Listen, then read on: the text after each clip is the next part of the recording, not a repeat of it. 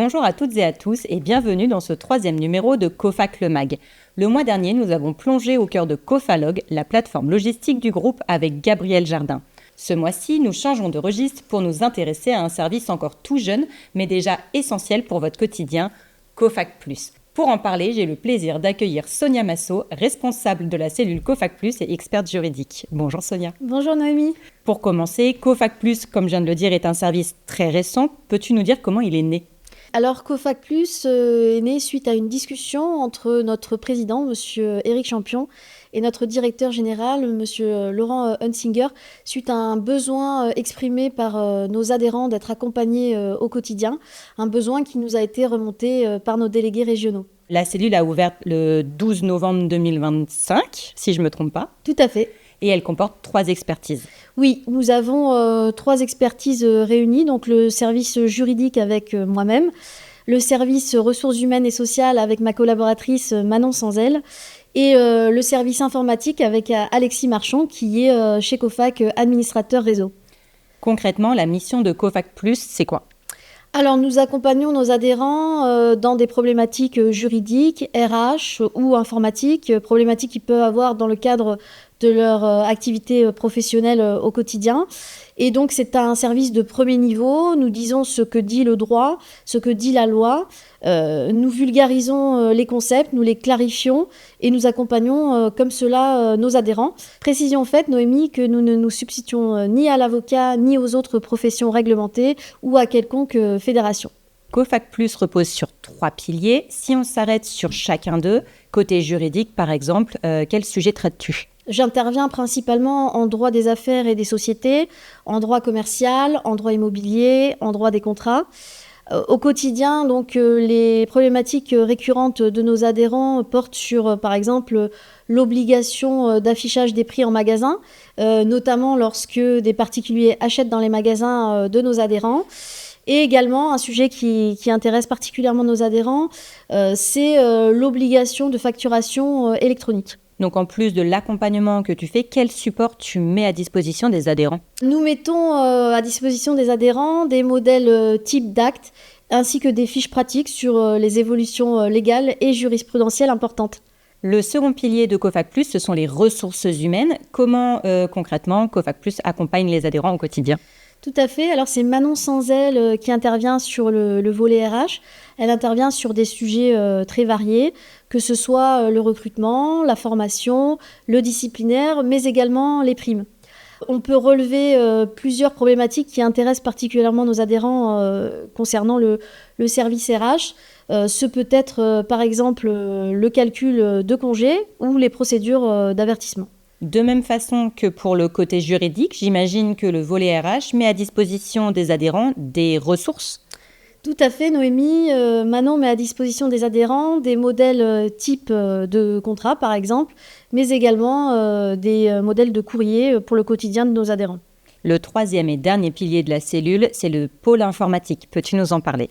Tout à fait. Alors, c'est Alexis Marchand, qui est notre administrateur SI au niveau de Cofac, donc qui intervient pour Cofac+, pour la partie informatique.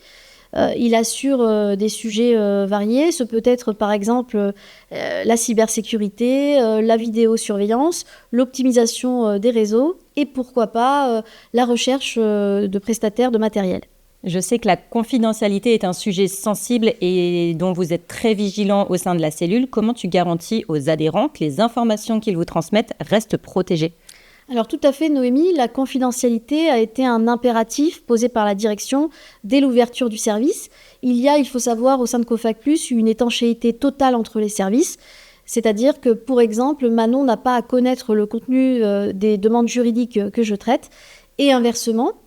Nous avons au sein de Cofac+, 2 outils qui nous permettent d'assurer la confidentialité. Nous avons donc d'une part nos conditions générales d'utilisation qui sont propres au service Cofac+, et qui donc protègent cette confidentialité. Nous les faisons signer systématiquement aux représentants légaux adhérents avant tout traitement de dossier. Et le deuxième, je crois que c'est une procuration parce que finalement, l'adhérent peut appeler, mais également des membres de son équipe, c'est ça ? Tout à fait. Sous réserve, bien sûr, de remplir donc, cette procuration et de la signer. Donc, c'est au représentant légal qu'il appartient de remplir ce document afin d'autoriser, le cas échéant, un ou plusieurs de ses salariés à contacter Cofac Plus. Donc en conclusion, Sonia, tu accompagnes les adhérents qui te contactent avec le numéro de téléphone unique, mais tu ne fais pas que ça puisque tu es quand même très proactif dans la communication que tu leur envoies. Peux-tu nous en parler un petit peu plus ? Oui, tout à fait, c'est fondamental. Chaque mois, nous diffusons à destination de nos adhérents des vidéos sur des sujets d'actualité, que ce soit des sujets juridiques, RH ou des sujets informatiques, et que nous assortissons donc de fiches pratiques. Nous avons déjà tourné des vidéos concernant les congés payés ainsi que la gestion des heures supplémentaires. Et du coup, dans les projets à venir, tu me parlais de petit déjeuner ? Oui, alors c'est notre projet principal à venir pour la rentrée de septembre 2026. Donc l'idée, c'est de recevoir nos adhérents à domicile, si je puis dire, sur Lyon, et donc autour d'un petit déjeuner, de pouvoir échanger sur les problématiques que rencontrent nos adhérents au quotidien. Et précision faite que c'est toujours pour nous un plaisir de rencontrer nos adhérents. Super, eh ben merci beaucoup Sonia. Merci beaucoup Noémie. Pour mesurer l'impact de ce service, nous sommes allés à la rencontre d'un adhérent qui fait partie du top 3 des utilisateurs les plus fidèles de Cofac Plus. Découvrons son témoignage.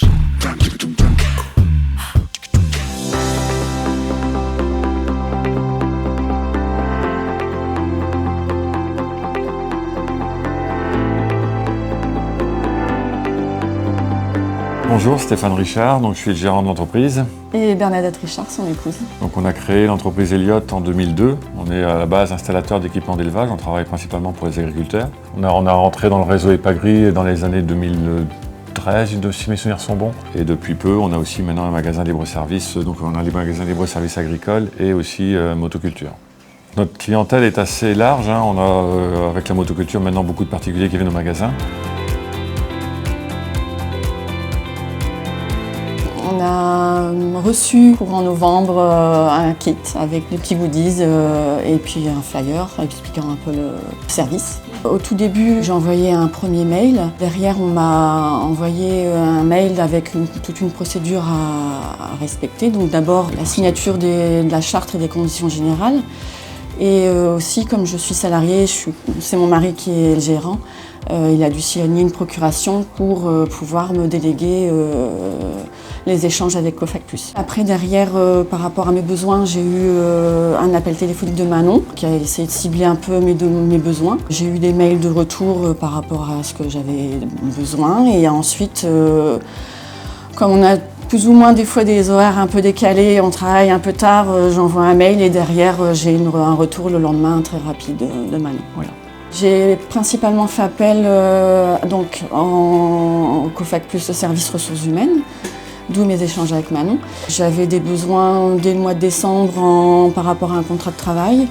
Et ensuite, on a dû mettre en place le CSE et aussi un renouvellement de mutuelle. Donc j'ai fait appel pour ces points-là également. Cofac Plus dans notre quotidien, c'est un vrai plus, un avantage. Ça nous permet d'avoir un service humain. On peut faire des fois des recherches sur Internet pour trouver des informations, mais là on a vraiment quelqu'un en face de nous avec qui discuter et avec des réponses ciblées et pertinentes. Ça ne se situe pas au comptable ou au service juridique, mais ça apporte une solution, une réponse à nos questions. Ça permet de bien dégrossir le sujet et d'être beaucoup plus pertinent et efficace en aval. La confidentialité, elle est importante. On ne pense pas à ça au premier abord, mais la façon dont c'est fait avec Cofac Plus, ça nous rend en confiance et puis on sait que derrière, tout est fait dans les règles de l'art.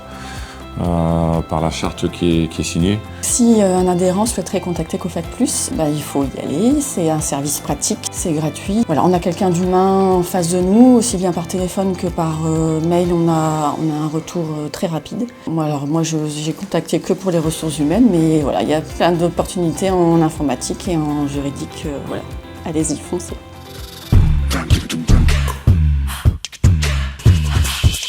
Dernier volet de ce numéro, la gouvernance.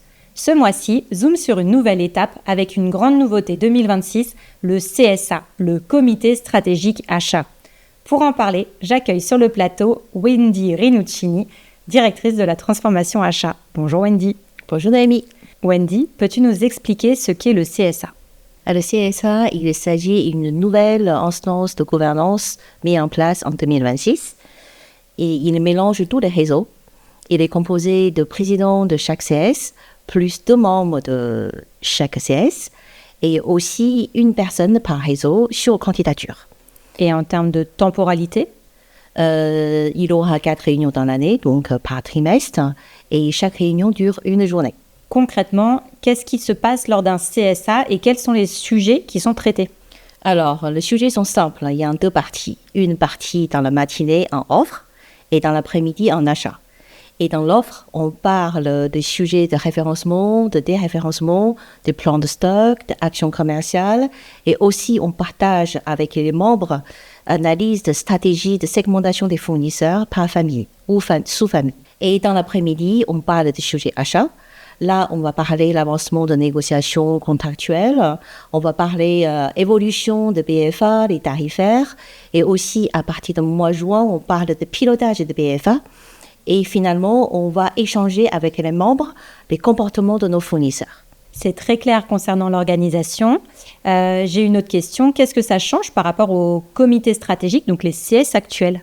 Alors, donc, on travaille sur des sujets en parallèle. Le CS, le comité stratégie, il travaille sur les stratégies de réseau, de développement de réseau. Et les CSA, le comité stratégie achat, on travaille sur les stratégies achat de nos réseaux, du groupe. Pour les adhérents qui nous regardent, qu'est-ce que le CSA va changer dans leur quotidien? Alors, les décisions de CSA peuvent bien impacter les choix quotidiens de nos adhérents. Par exemple, quand on lance un nouveau référencement, la nouvelle offre peut impacter le travail quotidien de nos adhérents. Et quand une décision de convergence est prise au niveau des CSA, et ça peut orienter les choix d'achat quotidiens de nos adhérents. Et aussi, partage l'information de négociation, ça peut donner une meilleure visibilité pour nos adhérents sur leur rentabilité. Comment les adhérents seront au courant des décisions qui vont être prises lors de tes CSA? Alors, c'est simple. Tous les comptes rendus seront partagés via les newsletters. Merci Wendy. Merci Noémie. C'est déjà la fin de ce 3e numéro de COFAC Le Mag. Pour rester connecté à l'actualité du groupe COFAC, retrouvez-nous sur les réseaux sociaux, sur YouTube et sur cofactv.fr. À très bientôt pour un prochain numéro de COFAC Le Mag.